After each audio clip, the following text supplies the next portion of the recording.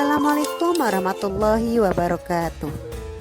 Apa kabar anak-anak ibu yang soleh-soleha? Semoga kalian selalu semangat dan bahagia dalam belajar pendidikan agama Islam. Kali ini ibu akan menyampaikan materi tentang kisah hijrah Nabi Muhammad SAW ke Madinah. Anak-anak, sebelum belajar, mari kita baca doa terlebih dahulu ya. Bismillahirrahmanirrahim. Rabbi zidni ilma warzuqni fahma waj'alni minas sholihin.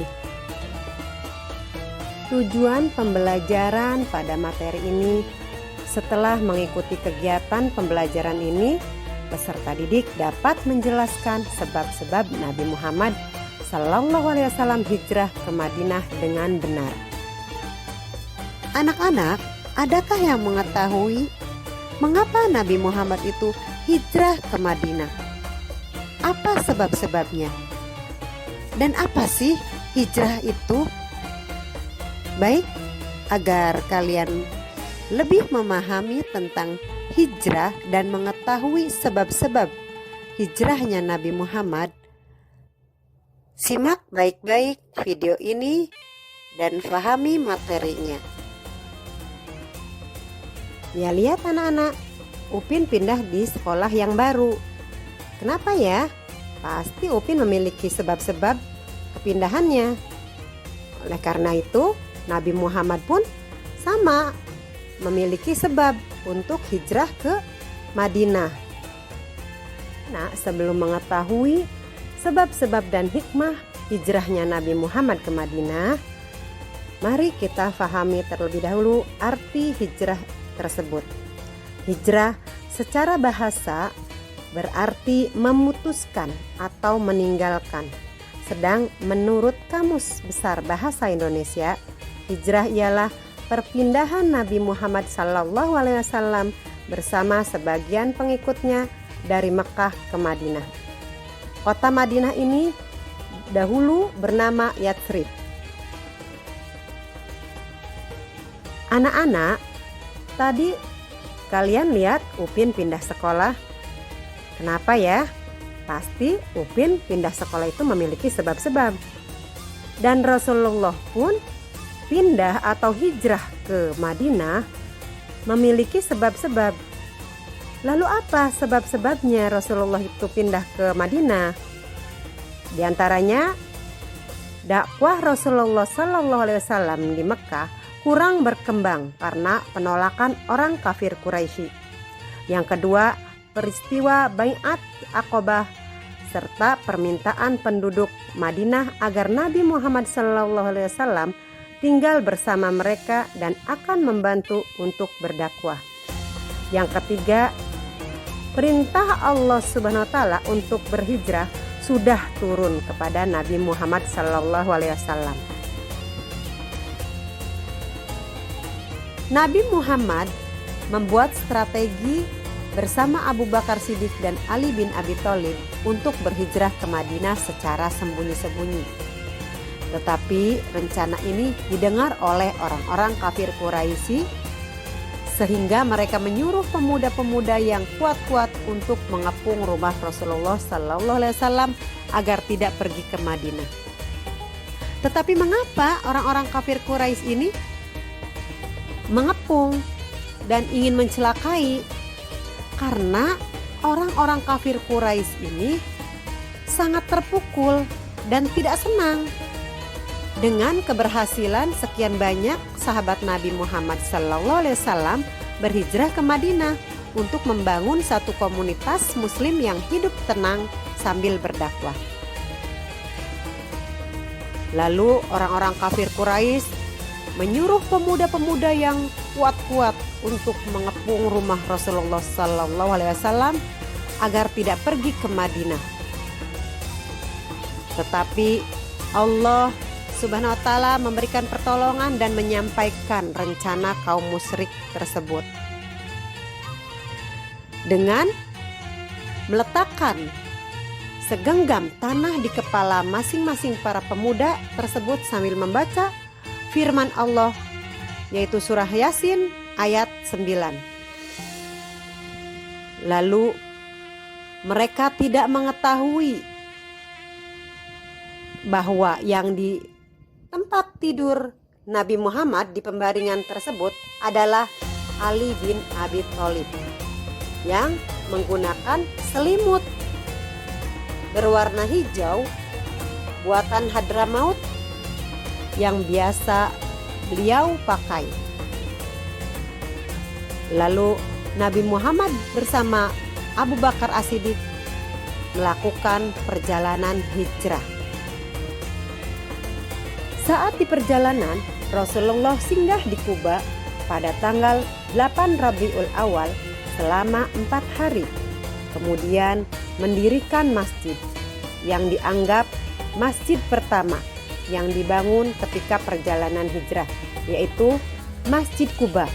Selanjutnya, Rasulullah singgah di perkampungan Bani Salim bin Auf. Kemudian beliau melaksanakan sholat Jumat yang merupakan sholat Jumat yang pertama menurut sejarah.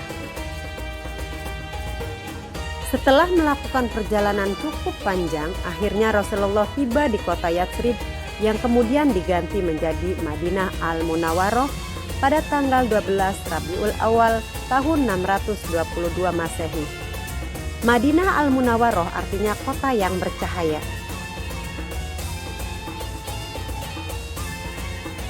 Pertama kali sampai di Madinah, Nabi Muhammad SAW sementara tinggal di rumah Abu Ayyub Khalid bin Zaid ditentukan oleh unta beliau yang bernama Quswa. Ketika itu, unta tersebut berhenti di depan rumahnya Abu Ayyub Khalid bin Zaid.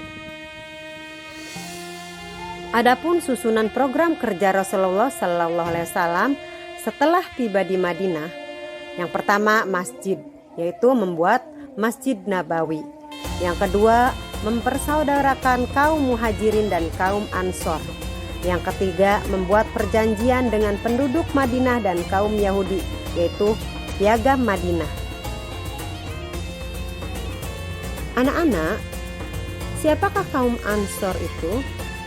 Ya, kaum Ansor adalah penduduk asli Madinah, sedangkan kaum Muhajirin adalah orang-orang pengikut Nabi Muhammad SAW dari Mekah, atau orang-orang yang ikut berhijrah dari Mekah ke Madinah. Salah satu orang yang dipersaudarakan antara kaum Muhajirin dengan kaum Ansor adalah Abu Bakar As-Siddiq dengan Kharijah bin Zuhair. Ya anak-anak, inilah isi baiat Aqobahnya, perjanjian orang-orang Madinah dengan orang Yahudi, yaitu kami tidak akan mempersekutukan Allah Subhanahu wa taala dengan sesuatu yang lain. Kami tidak akan mencuri, berzina, dan membunuh anak-anak. Kami tidak akan saling memfitnah dan tidak akan mendurhakai Nabi Muhammad SAW. Anak-anak, hikmah hijrah Nabi Muhammad SAW pada peristiwa tersebut, bersama Abu Bakar melakukan perencanaan yang matang sebagai usaha untuk keselamatan. Sedangkan ketika berada di Gua Sur, Nabi SAW dan Abu Bakar memasrahkan diri kepada Allah secara penuh. Hikmahnya, setiap muslim hendaknya mampu menempatkan usaha dan kepasrahan kepada Allah SWT dalam menghadapi suatu peristiwa. Lalu apa yang perlu diteladani? Yaitu keuletannya dan bertawakal. Peristiwa yang kedua yaitu sikap Nabi Muhammad SAW yang menolak menerima hadiah unta dari Abu Bakar, padahal sebelumnya beliau menerima hadiah-hadiah, bahkan menganjurkan untuk saling bertukar hadiah. Lalu hikmah dari peristiwa ini memberi pelajaran bahwa dalam berjuang seseorang harus dapat memberi segala yang dimilikinya hingga cita-cita perjuangan Islam tercapai. Tidak menanti hadiah dan imbalan atas perjuangan itu. Lalu apa yang perlu diteladani? Yaitu keikhlasan dan rela berkorban. Peristiwa ketiga yaitu keterlibatan semua kelompok dalam hijrah ini. Kelompok lelaki dewasa Abu Bakar dan Amir bin Fuhairah, pemuda yakni Abdullah putra Abu Bakar, remaja yakni Ali bin Abi Thalib, perempuan yakni Asma putri Abu Bakar, dan yang terakhir non-muslim yaitu Abdullah bin Uraikid. Apa hikmahnya? Yaitu perlunya keterlibatan semua kelompok dalam upaya mencapai cita-cita bersama. Yang perlu diteladani adalah kerjasamanya. Itulah hikmah dari hijrahnya Nabi Muhammad SAW.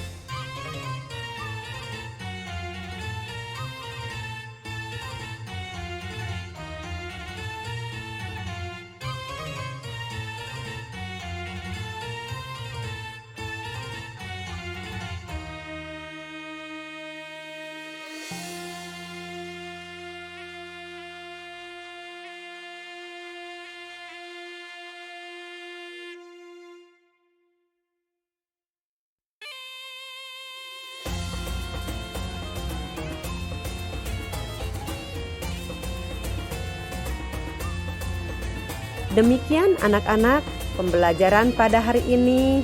Semoga kalian dapat mengambil hikmahnya dan meneladani dari peristiwa perjalanan hijrahnya Nabi Muhammad SAW dari kota Makkah ke kota Madinah. Mari kita tutup pembelajaran pada hari ini dengan membaca doa sesudah belajar. Bismillahirrahmanirrahim. Subhanaka Allahumma wa bihamdika asyhadu an la ilaha illa anta astaghfiruka wa atubu ilaik. Walhamdulillahi rabbil alamin. Ibu akhiri, assalamualaikum warahmatullahi wabarakatuh.